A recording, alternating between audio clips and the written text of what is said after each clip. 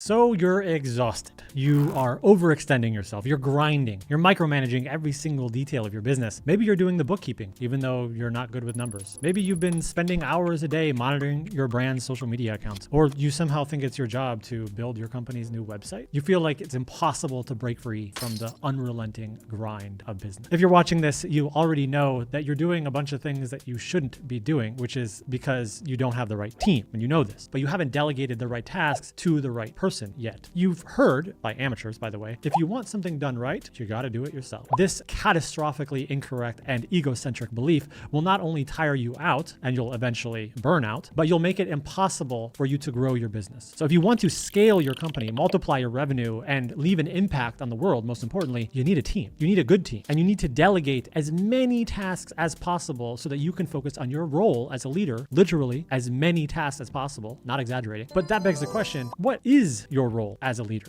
And yes, there is one right answer. Leadership basically boils down to decision making, difficult decisions, critical decisions, eureka moment worthy decisions that might be uncomfortable and risky, a lot more risky than checking off the boxes of those tasks, but nonetheless, they're what you have to do. So your first decision, number one, how do you want to help the world? Only you can decide. What problem does your business solve and for whom? If your business is already established, you must have the answer to this question right in front of you and right in front of your customer. In case you don't, or in case you're still building the foundation of your business, it's time for you to do some soul searching and figure this out. Decision two, your unique value proposition. So you know what problem you want to solve, but how are you going to solve it? More importantly, how are you going to solve it uniquely? Hence, unique value proposition. Let's be candid. Other businesses are also trying to solve the same problem as you. So you must give yourself an edge. You must find a new way to solve this problem, a new approach other companies haven't tried before. This is called your unique value proposition for a reason. It describes the benefit of your product. Your UVP can be as simple as offering better prices, cheaper, or you can be faster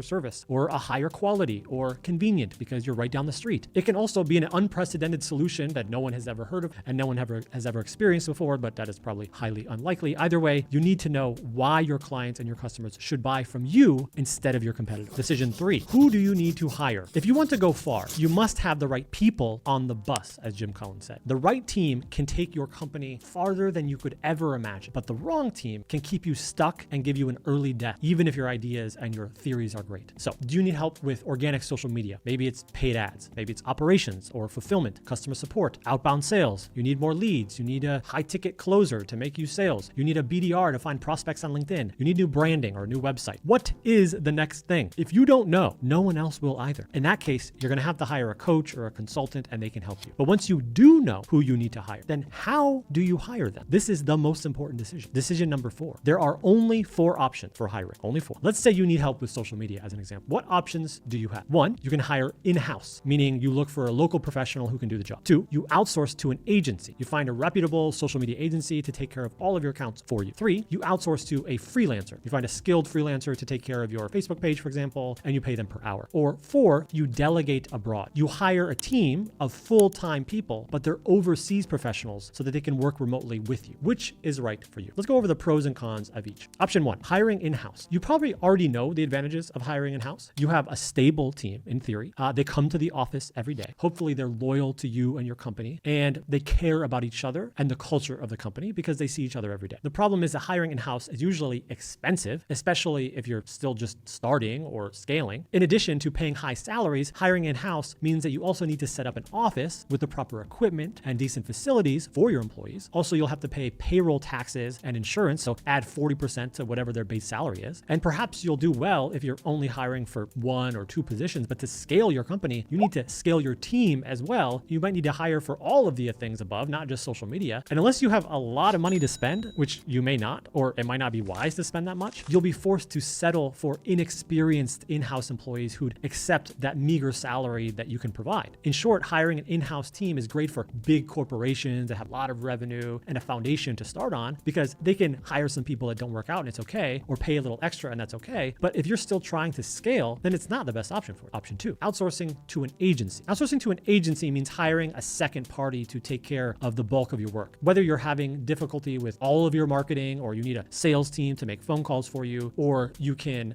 outsource an agency to run all of your paid ads, it doesn't really matter. Outsourcing to an agency is a great idea if you need to take the big burden off of your shoulders and all you care about is a very specific KPI, like the number of leads or a revenue from these ads. But the problem is that it's even more expensive than hiring in-house employees, and the best of the best agencies usually take a commission off the top. So your margins get lower and lower and lower. And no matter how solid your relationship is with that agency, anything outside the scope of the contract will not be tolerated. So there's no, hey, can you help me with this today? Because I know you have a little bit more time. You're not paying for their time. So the answer is no. Agencies also make it more difficult to sell your business. Think about it. The more you keep things inside of your own system, the easier it is for a buyer to replicate that system. Whereas what happens if that agency that runs your whole business goes out of business themselves? In short, agencies are good nitro boosts, but they're not scalable solutions, and they're also expensive. Option 3, outsourcing to a freelancer. Working with freelancers has many perks. I've spent hundreds of thousands of dollars on freelancers. They're less expensive and sometimes experienced. And once the job is done, you don't have to worry about managing them or paying them for time that they're not busy working. On the other hand, freelancers are way less reliable than permanent employees. They get busy sometimes, they get a better client, they disappear, and sometimes they're not even that good. Maybe they're good in the beginning, but their work falls off. In addition, if you're hiring for an ongoing task, such as managing your social media accounts, a freelancer will cost you a lot of money because all of those micro tasks will add up. And also, they have no loyalty. In a sense, outsourcing to a freelancer is great for one-time projects or tasks. If you need a video for your landing page, for example, you can outsource to a freelancer. But if you're starting a YouTube channel and uploading videos consistently, freelancers are going to disappoint you. Which leads me to option number 4, delegating abroad. Imagine if you can hire a world-class professional that gets the job done on time, delivers high quality, and here's the cherry on top, is asking you for only 1/5 of the salary that you would expect to pay someone in-house. It sounds too good to be true, but not really. Since you've watched this far, you already know that I'm rooting for delegating abroad and that I personally do this with my business. You don't have to work with Virtual Worker Now. The larger point is this: delegating abroad allows you to work with professionals while cutting down payroll expenses by at least 80%. Instead of hiring an in-house designer, you can have a full team of professional designers that cost less than that one alternative. The same goes for developers or video editors, copywriters, administrative assistants, Shopify specialists, ad buyers, coders, developers. Anyone you need to scale is available and for less if you were only able to find them abroad. You get the best of all of the above. You get the loyalty and the flexibility of an in-house employee. You get the quality of an agency by hiring a hyper specialist, and you get the price of a freelance. It's can't miss. If you want freedom and you want to scale your company as fast as possible, then delegating abroad is the first thing that you should be doing. But to be fair,